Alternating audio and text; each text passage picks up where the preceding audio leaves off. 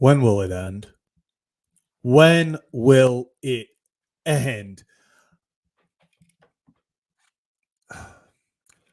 Welcome into another edition of Kevin and Zach React. I'm your host, Zach Bollinger. Kevin will not be able to make it today because he is currently filming some stuff.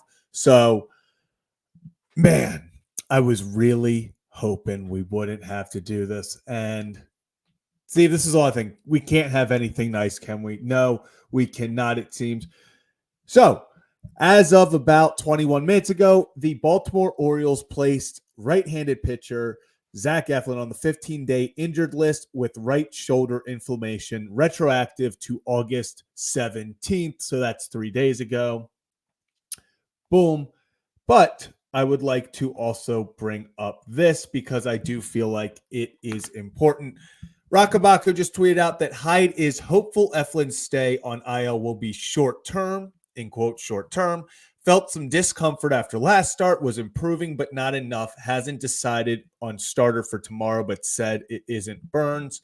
So hopefully, the biggest hope and what I'm taking away from Rock Kabako's comments is this is hopefully similar to what Grayson Rodriguez had earlier this season. If you remember early in the season, Grayson went on the IL for 15 days with some shoulder inflammation. Ended up being just that. Just 15 days on the IL, came back immediately and picked up where he left off. There really wasn't much. So that's best case. Best case, he is missing 3 starts. Unfortunately for the Orioles right now, I don't know if you can afford to have your second best pitcher missing 3 starts while you're going for a pennant, while you're trying to win a division, while you're trying to go out there and make the playoffs. It's disappointing.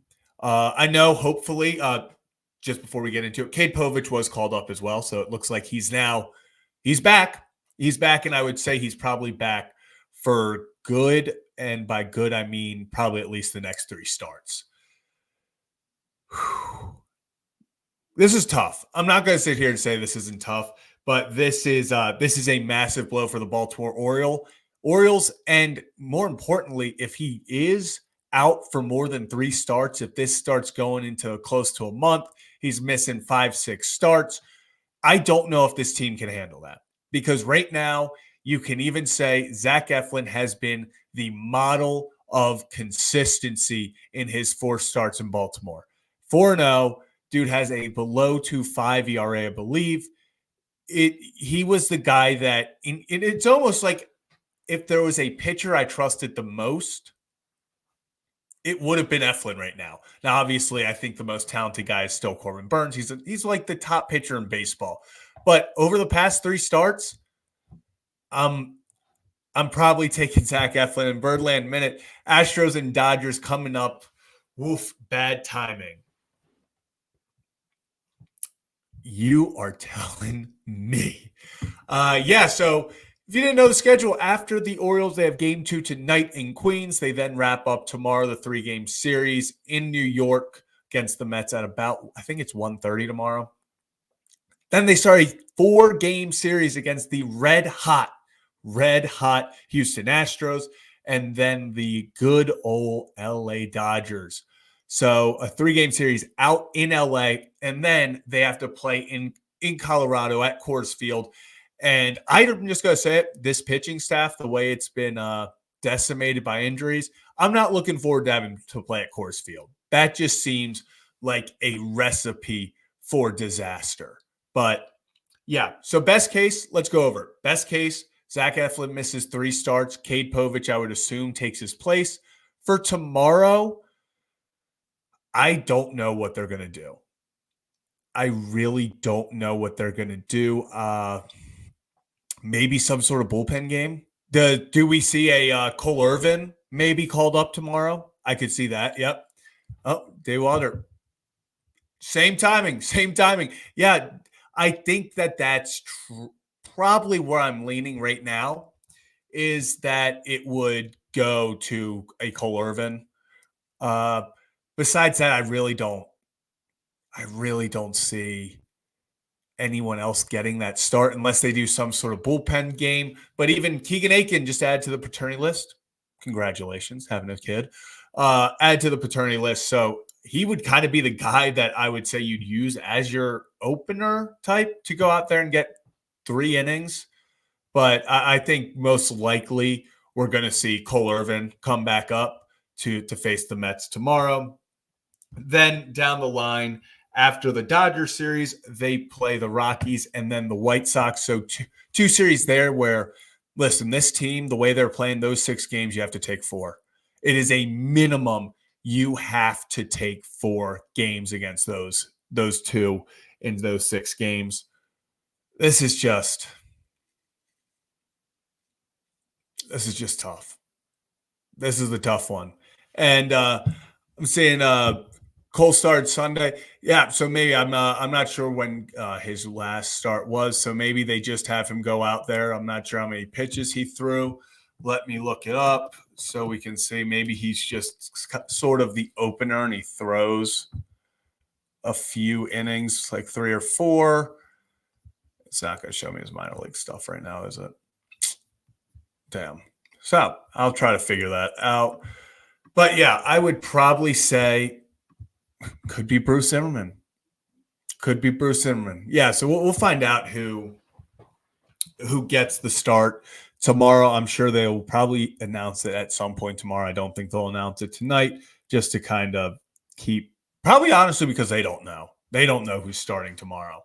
So, but let's get into a little bit more about this injury. Like I said earlier, I almost said Cole Irvin. Like I said earlier, Zach Eflin added to the 15-day IL retroactive to August 17th, so he's got 12 days left. Actually, I believe that would put him on exactly the day that rosters expand to come back. Yeah, look at that. Would be exactly on a roster expansion day that Cole Irvin would come back. Cole Irvin, Zach Eflin, guys, I'm convinced Cole Irvin is starting tomorrow.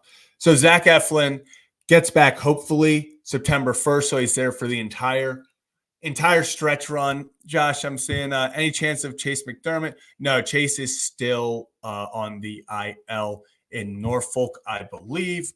So I don't see it being Chase McDermott coming up. Yeah, it looks like he is still, yes, he's still on the IL as of this moment. So it is interesting who's going to start tomorrow. I don't really have a good guess, especially if Cole Irvin just pitched Sunday. I could see him maybe throwing 2-3 innings, but Mike's saying Burns would be the 5th day.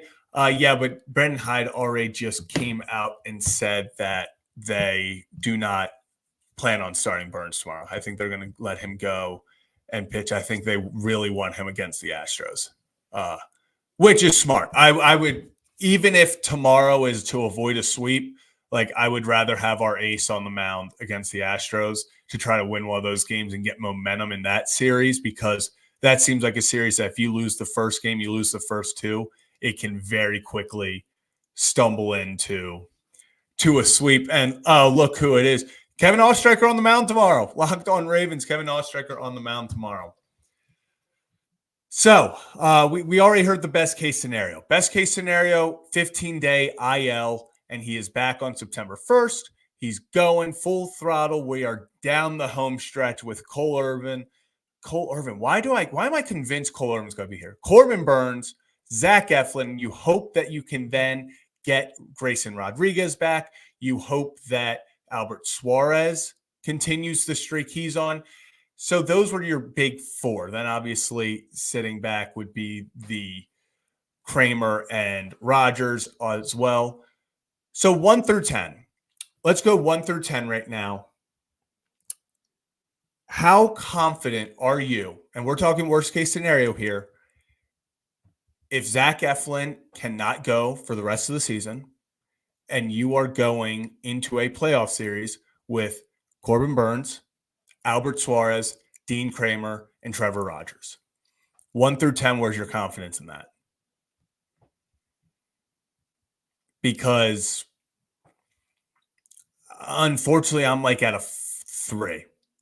I'm sitting somewhere around a 3 at that point. I'm seeing a lot of 1s, 2s, 4s.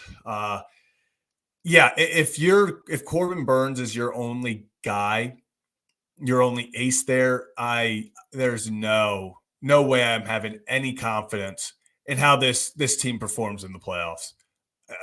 If the offense gets hot, that'd be cool. That's what I'll say. That's why I'm giving it a 3, because maybe even if it's just Corbin Burnes, Albert Suarez, and then Dean Kramer starting game 3, maybe the offense gets super hot, scores 8 runs a game, and just puts on a show. At that point, you're literally relying on Corbin Burnes and Albert Suarez, I think, to win you games 1 and 2, and then whatever happens next happens. But I can't sit here and say, hey, going in the playoffs, if we're without Zach Eflin and Grayson's not back, yeah, we can still win it. I don't think so. I find it hard to even get to the divisional round, to the ALCS, if you also lose Zach Eflin. Yeah. Jason saying, will we even make the playoffs? I think so. Yeah, in the comments, will the Baltimore Orioles make the playoffs? Tell me yes or no. So I'm going to say yes. And the biggest reason that I'm saying yes is if you look at the wild card, the Orioles are still 7 games up on the Boston Red Sox for that last wild card spot. If all things were, to go totally wrong and it's that last spot, the Orioles are still 7 games up and they have 36 games left. So do I think they make the playoffs? Yes. I would be shocked if this team did not make the playoffs.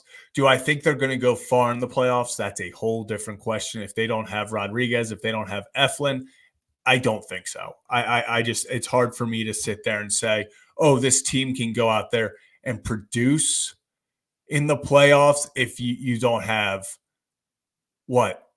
2 through 5 of your rotation. It's a hard task to just put all of that on Burnes and Suarez and Kramer, Povich. I mean, we might be seeing Kade Povich pitching in the playoffs this year. That's what we're working with. And like I've been seeing this on Twitter a lot. So let me read this out. Where is so hold up. So, Freddie the O's fan, shout out you. Put out, this is the current pitchers on the IL for the Baltimore Orioles. You have Felix Bautista, Kyle Bradish, John Means, Danny Coulombe, Grayson Rodriguez, Jacob Webb, Tyler Wells, and now Zach Eflin.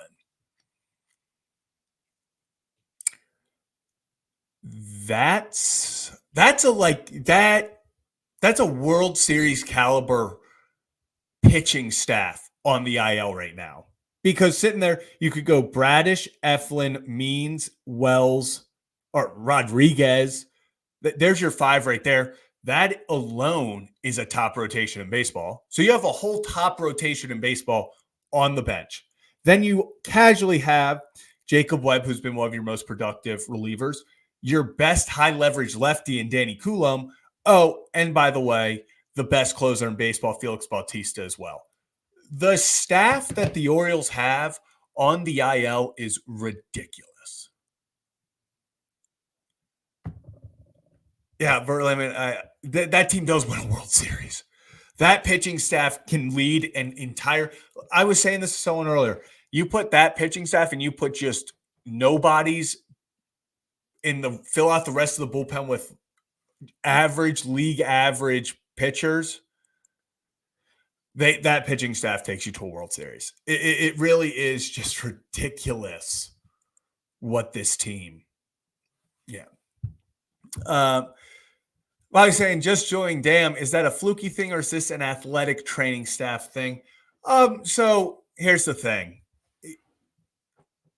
I don't want to say it's fluky. I want to say, unfortunately, this is where baseball's heading right now. So all those pitchers. If you look across the league, so many teams are just dealing with these massive injuries to their pitching staff. Top starters going down left and right, relief pitchers going down left and right. It feels like every day some top pitcher in baseball has elbow inflammation, some sort of like Eflin shoulder inflammation. We saw Grayson with the lat teres. It really is. I think this is just where baseball's going. And Joe, yes, so Kade Povich was brought up for Zach Eflin, and Dylan Tate was brought up for Keegan Aiken, who went on the paternity list. It's not a good time, and especially with how the offense has been non-existent, it's tough. It's tough. I'm saying, do you think this impacts the mental attitude of the offensive players? I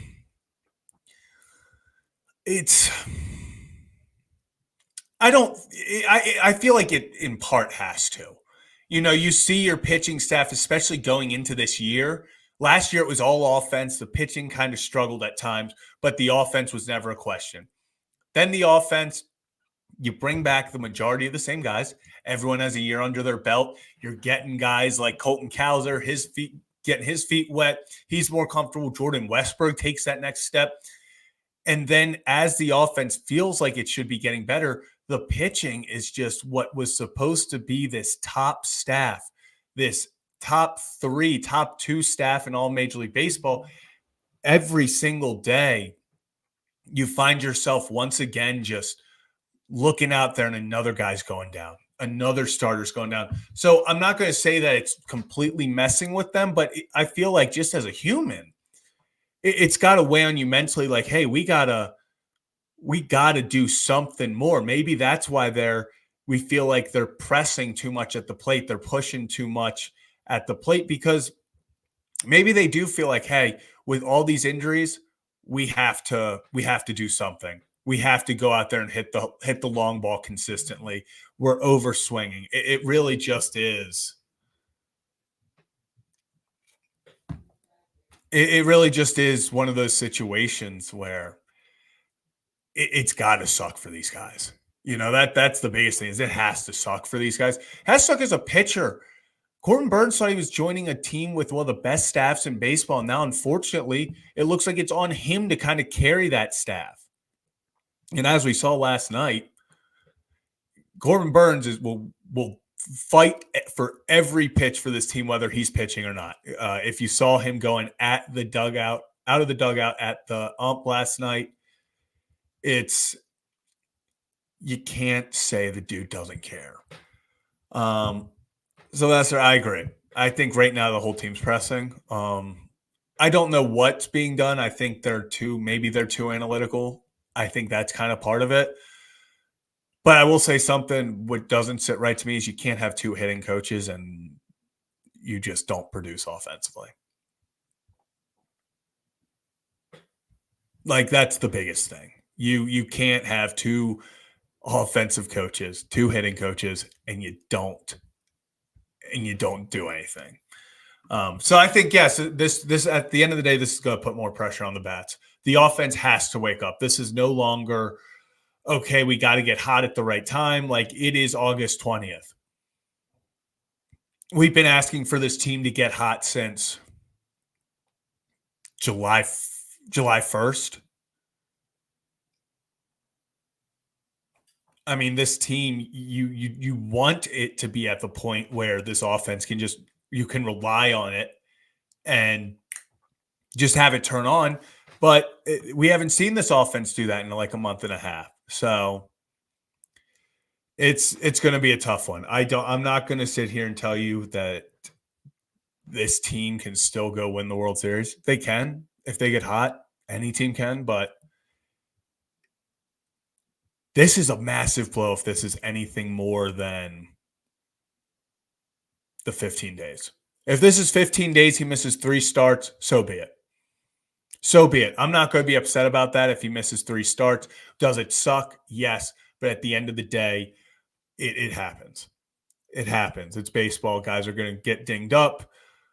But if this is any longer, this is detrimental to the team. This is one of those things that can completely just finish off the season. I don't want to say derail it because I feel like the first 7 injuries derailed it. This is an injury that feels like it finishes off the season. And I couldn't agree more, Hunter. Trevor Rogers needs to step up now. Yes. And when I wasn't upset about Trevor Rogers' performance last night. Like we said, it was meh, but meh was an upgrade. So when you're like, did he have that great start? We all knew pretty easily that he had two whole really bad starts to start off. So if we're questioning if it's like, okay, is it acceptable? I'll take it. I'll take it. But he does. He needs to step up. We need to start seeing him go 5-6 innings, 2 or 3 runs. That needs to be what he does if this team has any chance at making any noise this season. Yeah. This is a tough one. This is a tough one. But yeah, at the end of the day, this whole season this has been the story of the season. It's been day after day. You feel like the Orioles, as soon as, I'm not even going to say something was going right here, but as soon as you start to get confidence, you start to feel like, okay, they just got put together. We got some better pieces. Like, even though we lost Grayson, Eflin's been incredible. Suarez has stepped up, and you're like, okay, worst case, we go Corbin, Eflin, Suarez into the playoffs. We can win 2 of those games. We can win a wild card series and win 2 of those games. No doubt. But if you lose Eflin too, this looks like a case where you're not making any noise this year. And it's nothing. I feel bad for the players who are still out there because it's it's nothing that really anyone can control. These guys are getting injured. Like some of these are freak injuries. It's just injuries that come with the game. So not much they can do. If you're new to the channel, this is Kevin and Zach Reacts. I'm Zach Bollinger. Kevin Ostreicher is not with me at the moment, but we go live after every single Orioles and Ravens games, which means tonight we will be live after the Orioles and Mets take the field at 7:05. So we'll be on after the game. We also do breaking news like this. Kevin was unable to hop on right now, but we will both be on later tonight. So it's just a tough one. I wanted to hop on here for a few minutes, just kind of talk about it, answer a few questions. But yeah, this is definitely one of those years where, unfortunately, the Orioles got their ass kicked by the injury bug. That's just simply what happened. The Orioles got their ass kicked by the injury bug, and there's nothing you can do about it. So hope that these guys can recover quickly. Hope that I'm saying